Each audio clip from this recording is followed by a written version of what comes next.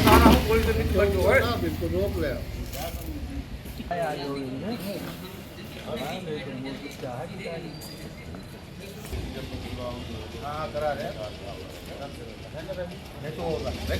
वो लिख के बेचारे उठा जाएगी।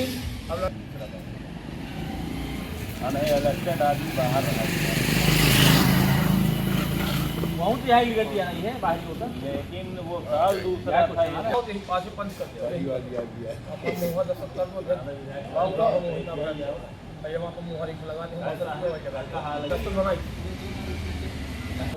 कर सकते हैं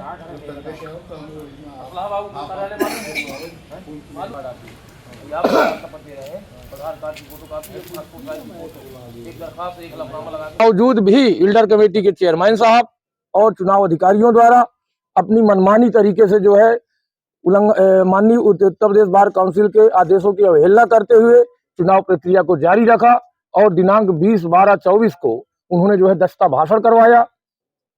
23 तारीख को उन्होंने मतगणना करवाई, वो सॉरी काउंटिंग करवाई, नहीं काउंटिंग तो गिनती हो गई। 23 तारीख को जो है उन्होंने जो है वोटिंग करवाया और 24 तारीख को मतगणना हो रही थी। तभी उत्तर प्रदेश बार काउंसिल से एक आदेश पुनः आता है। वो फैक्स जिला जज साहब को और डीएम साहब को दोनों के लिए था कि जो हमारे अधिवक्ता संघ में जो है अवैध रूप से इस तरह के चुनाव चल रहे हैं मनमानी तरीके से, तो इल्डर कमेटी के चेयरमैन सहित चुनाव अधिकारियों को 8 लोगों को उन्होंने निलंबित कर दिया। निलंबित किस लिए किया कि उनके आदेश का पालन नहीं हो रहा था। तो जब निलंबन हो गया, इसके बावजूद भी उन्होंने जो है अपनी मनमानी तरीके से जो है मतगणना को जारी रखा। 2/3 वकील साथी हमारे जो है आक्रोशित हो गए। जब आक्रोश में देखे जो है तो वो अपना पूरी चुनाव सामग्री को लेके चुनाव अधिकारी और इल्डर कमेटी पूरा रिकॉर्ड लेके घर भाग गए और वहीं से अवैध रूप से उत्तर प्रदेश बार काउंसिल के आदेशों की अवहेलना करते हुए और उन्होंने जो है वहीं से जो है घोषणा कर दी। वहीं से जो है उन्होंने कल अभी हमको सोशल साइट से जानकारी मिली है कि रात में जो है उन्होंने जो है प्रमाण पत्र भी जारी कर दिया है। हम ये पूछना चाह रहे हैं कि क्या जितने भी यहाँ पंजीकृत हैं अधिवक्ता सभी ने मतदान किया था? नहीं, अधिवक्ताओं ने मतदान नहीं किया। अधिवक्ताओं को मतदान करने के लिए इन्होंने विवश किया इल्डर कमेटी ने। हो सकता है इन्हें डरवाया हो कि ये तुम लोग मताधिकार का प्रयोग नहीं करोगे जो है तो तुम्हें हम डिवार कर देंगे। लेकिन मैंने और मेरे अध्यक्ष जी ने श्री संजय करवरिया जी और महासचिव यहाँ का जो मैं स्वयं आपके सामने डिबेट कर रहा हूँ मनोज कंचनी जी, दोनों लोगों ने इस मतगणना में इस चुनावी प्रक्रिया में भाग नहीं लिया। हमने मताधिकार का प्रयोग नहीं किया कि कहीं उत्तर प्रदेश बार काउंसिल के आदेशों की अवहेलना न हो जाए। दूसरा ये है कि क्या जो प्रत्याशी खड़े हुए थे उन्होंने नामांकन किया था? हाँ, जो प्रत्याशी से सभी लोगों ने नामांकन किया है, लेकिन उस नामांकन के बारे में जानकारी चुनाव अधिकारी इल्डर कमेटी दे सकते हैं कैसे, क्योंकि हम लोगों ने प्रतिभाग नहीं किया। 19/12 को आदेश आने के बाद हम इस चुनाव प्रक्रिया में शामिल होने गए ही नहीं, न दस्ता भाषण में गए, न हमारे कहीं सिग्नेचर है। हम लोग तो जो है भाई बार काउंसिल का पालन कराने के उसमें लगे थे। शासन प्रशासन को रजिस्ट्री किया है, मेरे द्वारा वीडियोग्राफी भेजी गई है और आज भी अवैध रूप से जो मतगणना सर्टिफिकेट दे दिया गया है, इसमें विवाद की स्थिति बनी हुई है। आज की डिबेट महत्वपूर्ण इसलिए हो जाती है कि कल सोशल साइट में कुछ अराजक तत्व लोगों ने ऐसा डाला कि अधिवक्ता संघ में बाहर की जो है ताकतें आ करके यहाँ जो है वो कराएगी, शपथ ग्रहण कराएगी। इससे मैंने आज पुनः अपने अधिवक्ता साथियों की जो है मीटिंग बुलाई। उस मीटिंग में एक हमारा प्रस्ताव आया है जिसकी कॉपी हम आपको दे रहे हैं।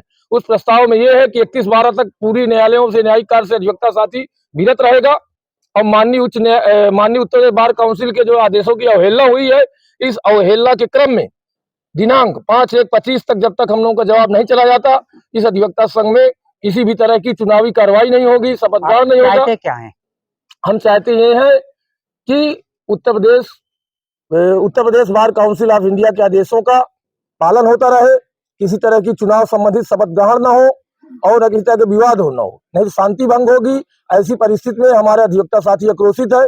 ऐसी परिस्थिति में हमने शासन प्रशासन को जरिए रजिस्टर्ड आज ही सूचना भी मैंने दिया है, आपको कॉपी दे रहा हूँ, उनको भी दे रहा हूँ। ये जो चुनाव हुआ है उसको निरस्त कराना चाहते हैं?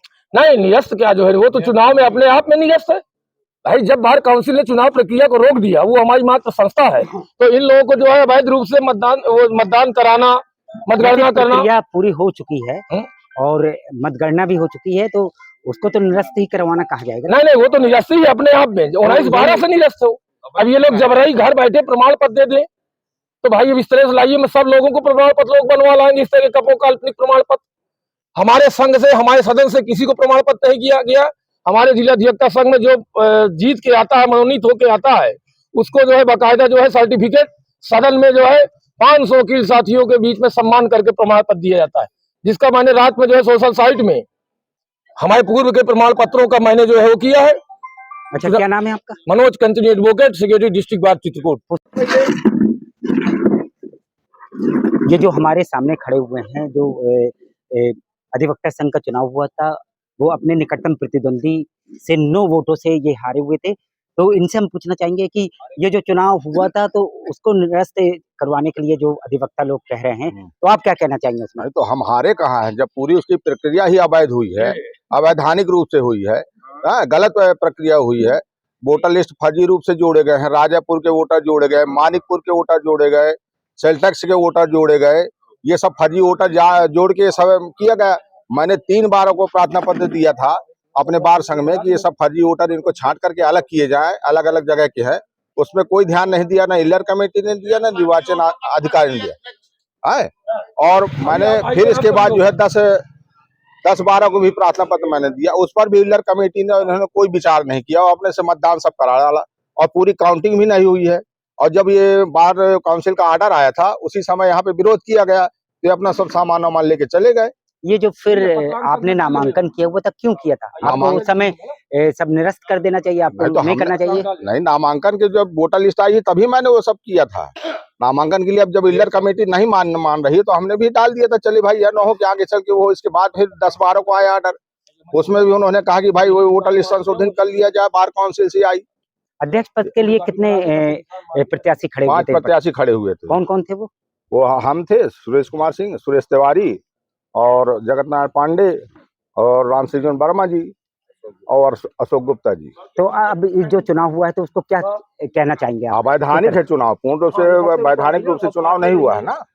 हाँ, क्या नाम है आपका? सुरेश कुमार सिंह एडवोकेट। ये जो यहाँ पर अधिवक्ता संघ का चुनाव हुआ था, वो विवादों के घेरे में चला गया है। आज पुनः अधिवक्ताओं ने यहाँ पर मीटिंग करके और जो चुनाव हुआ था उसको समर्थन नहीं कर रहे हैं और कह रहे हैं जो भी अध्यक्ष बना है उसको हम अध्यक्ष मानने को तैयार नहीं है और अध्यक्ष नहीं मानेंगे। और जब तक इसका निर्णय नहीं होगा तो ना यहाँ पर जो शपथ ग्रहण समारोह किया जाता उसको भी नहीं करने देंगे और किसी तरह का कोई कार्रवाई नहीं करेंगे।